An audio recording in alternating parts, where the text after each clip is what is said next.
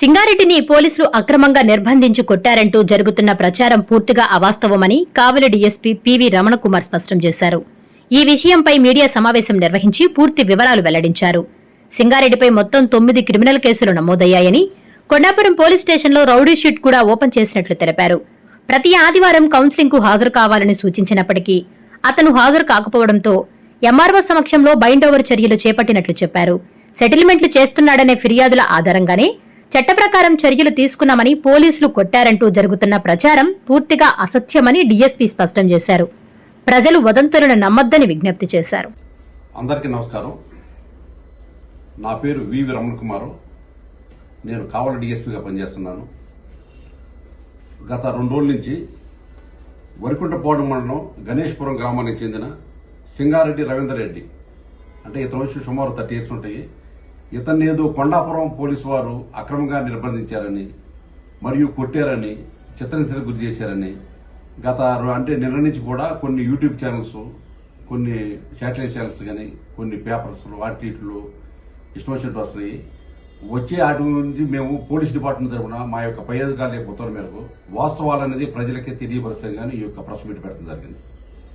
అసలు ఏంటంటే దీని యొక్క పుట్టుపూర్వత ఏంటంటే, ఈ వరిగుంటపాడు మండలం గణేష్పురం గ్రామానికి చెందిన సింగారెడ్డి రవీంద్ర, ఇతని వయసు సుమారు 30 years ఉంటాయి. ఇతను గతంలో చాలా నేరాలుంటే ఆ నేరాలకు గాను కొండాపురం పోలీస్ స్టేషన్లో ఇతని మీద రౌడీ షీట్ ఓపెన్ చేసిన జరిగింది. సుమారు ఇతని మీద గతంలో 9 కేసులు నమోదైన ఉన్నాయి.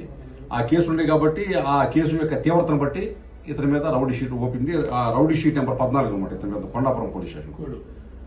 అయితే ఈ సాధారణంగా మీ అందరికి తెలుసు, పబ్లిక్ అందరికీ ఏంటంటే, ఎవరైతే రౌడీ షీట్లు కానీ, సస్పెక్ట్స్ కానీ, కేడీస్ కానీ, వీళ్ళు ఏంటంటే సమాజంలో ఎలా బతుకుతున్నారో, సమాజం ఇంకేమన్నా శాంతి భద్రతకి విఘాతం కలిగిస్తున్నారా అని వాళ్ళ యొక్క మూమెంట్స్ మేము ఎప్పటికప్పుడు వాచ్ చేస్తాం. కానీ ప్రతి ఒక్క సండే రోజుని పోలీస్ స్టేషన్ పిలిపించి వాళ్ళ యొక్క ఏం చేస్తున్నారని చెప్పి సమాచారం తెలుసుకుంటాం.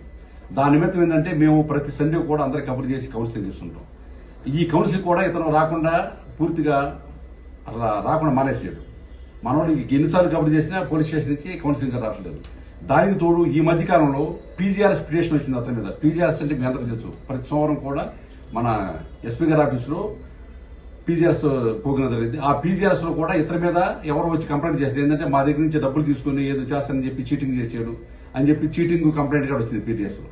దీని నిమిత్తం కూడా కబుర్ చేసిన, ఎంక్వైరీ నిమిత్తం కబుర్ చేసినా కూడా అతను రావట్లేదు.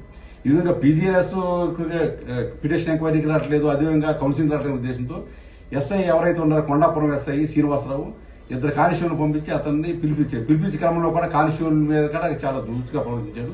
ఆయన పోలీస్ స్టేషన్ తీసుకొచ్చిన తర్వాత ఇతని మీద ఉన్న పీజీఆర్ఎస్ పిటిషన్ ఎంక్వైరీ చేశారు. అదేవిధంగా కౌన్సిలింగ్ అంటే అతను ఎలా ప్రజెంట్ ఆల్రెడీ ఇతని మీద రౌడీ షీట్ ఉంది కాబట్టి ఇతని జీవనం ఎలా చేస్తున్నాడు, సొసైటీలో ఇతను ఏం చేస్తాడు, ఏం పని చేస్తున్నాడు, మంచి ఏం చేస్తాడని చెప్పి అన్ని కూడా ఎంక్వైరీ చేసిన తర్వాత ఇతను సత్ప్రవర్తనతో ఉంటూ గాను 110E సిఆర్పిసి కింద ఇతన్ని మంచి ప్రవర్తన కలిగి ఉంటూ గాను మన కొండాపురం తహసీల్దార్ గారు, అంటే ఎగ్జిక్యూటివ్ మ్యాజిస్ట్రేట్ గారి దగ్గర ఇతను బైండ్ ఓవర్ చేసింది. బైండ్ ఓవర్ చేసి పంపించేశారు. ఇది వాస్తవం జరిగింది. అయితే ఏం జరిగిందంటే, ఇతను గతం నుంచి కూడా కొన్ని ఇల్లీగల్ యాక్టివిటీస్, అంటే అసాంఘిక అంటే కోడి పంజాలు ఆడేస్తాం కానీ, అదేవిధంగా పేకాటలు ఆడేస్తాం కానీ, అదేవిధంగా ఇల్లీగల్ మైనింగ్, ఈ విధంగా ఇసుక, కంకర ఇలాంటి చేస్తుండేవాడే. అలాంటివి చేస్తున్నారు కాబట్టి ఇతని మీద గతంలో కూడా కేసులు ఉన్నాయి. ఇతని మీద పోలీసు వాచ్ ఉంది. ఈ విధంగా పోలీసులు నా మీద వాచ్ పెట్టారు నా యొక్క ప్రతి మూమెంట్. కాబట్టి నేను ఇలాంటి ఇల్లీగల్ యాక్టివిటీ చేయాలంటే కష్టం ఉద్దేశంతో పోలీసులు ఏది ఒక రకంగా డిఫెన్స్ లో పడేయాలి, వాళ్ళనే ఆత్మరక్షణలో పడేస్తే వాళ్ళు మన జోలికి రారు కాబట్టి మనం ఏమైనా చేసుకోవచ్చు ఆ ఉద్దేశంతో అతను నన్ను కొట్టారు, నిర్బంధించారు అని ఏదో అన్నెసరిగేషన్ చేసి నెల్లూరు హాస్పిటల్కి వచ్చి నెల్లూరు హాస్పిటల్లో జాయిన్ అయ్యాడు. వాస్తవం ఏంటంటే, అతను ఏంటంటే పోలీసుల్లో ఏంటంటే ఆల్రెడీ ఎప్పుడైనా సరే పోలీస్ అనేవాడు సొసైటీకి మంచి జరగాలని కోరుకుంటాడు. కానీ మనం ఏది చేసినా లీగల్ ప్రాసెస్లో చేస్తాం, ఇల్లీగల్ ప్రాసెస్ ఎప్పుడు కూడా చేయవు. అతను ఏంటంటే ఇల్లీగల్గా ఏంటంటే నన్ను పోలీసులు అది చేశారని చెప్పి అలిగేషన్ చేస్తే ఇంకా పోలీసులు నా జోలికి రారు కాబట్టి ఇక నేను ఏమైనా చేసుకోవచ్చు అనే ఉద్దేశంతో ఎవరు ఏ విధంగా బ్లాక్మెయిల్ చేసినా పోలీసులు ఎవరు కూడా భయపడం. మేము చట్ట ప్రకారం ఏమి చేయాలో అది చేస్తాం. మాకేంటంటే సమాజ రక్షణనే పోలీసు యొక్క ప్రథమ కర్తవ్యం కాబట్టి మేము ఎప్పుడు కూడా చట్ట ప్రకారమే చేస్తాం. సార్, ఈ రవీంద్ర రెడ్డి అనే అతను ఇప్పుడు ప్రజెంట్ ఎక్కడ ఉన్నాడు సార్? ప్రజెంట్ ఎక్కడో తెలియదు అన్నమాట. అంటే ఇప్పుడు అలిగేషన్ ఏంటంటే మీరు నిర్బంధించారని అలిగేషన్? లేదన్న, మేము అతను వచ్చేసి నెల్లూరు హాస్పిటల్లో అడ్మిట్ అయ్యాడంట, ఏదో దెబ్బలు ఉన్నాయని చెప్పి.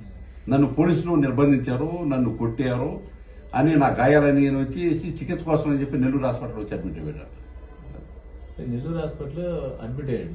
పోలీసులు నిర్బంధించిన దీంట్లో కారణం ఏంటి అసలు? ఇది ఎందుకు వచ్చింది? వాళ్ళు ఎందుకని కోఆపరేట్ చేస్తున్నారు వీళ్ళు?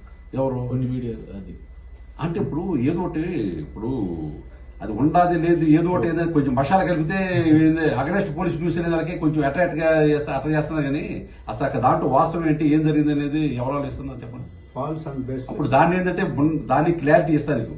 ఇప్పుడు వాస్తవంగా ఏం జరిగింది అనేది చెప్పి వివరణ ఇస్తానికి మా యొక్క పై అధికారుల ఉత్తర్వుల మేరకు అసలు ఏం జరిగింది, వాస్తవం ఏం జరిగింది, ఈ విధంగా మనం ఛానల్స్ ఏ విధంగా ప్రచారం అవుతుందా దాన్ని ఖండిస్తాను కానీ మేము ప్రశ్న పెట్టి అతను హాస్పిటల్ చేరిన తర్వాత ఏమన్నా ఎవరితో మీడియాతో ఏమన్నా ఎవరితో మాట్లాడాడు సార్? అది తెలియదు మాకు. అదేం లేకుండా వీళ్ళు ఎలా చేశారు? ఇప్పుడు వాళ్ళు ఏం చేసి మాకు తెలియదు కదా. ఇప్పుడు మేమేంటంటే బండి అవుట్ చేసి వదిలేసాం, తహసీల్దార్ దగ్గర బండి అవుట్ చేసాం వదిలేసాం. తర్వాత అతను ఎక్కడికి వెళ్ళాడో ఎవరితో మాట్లాడాడో ఏం చేసాడో మాకు తెలియదు కదా. Please subscribe SS News AP.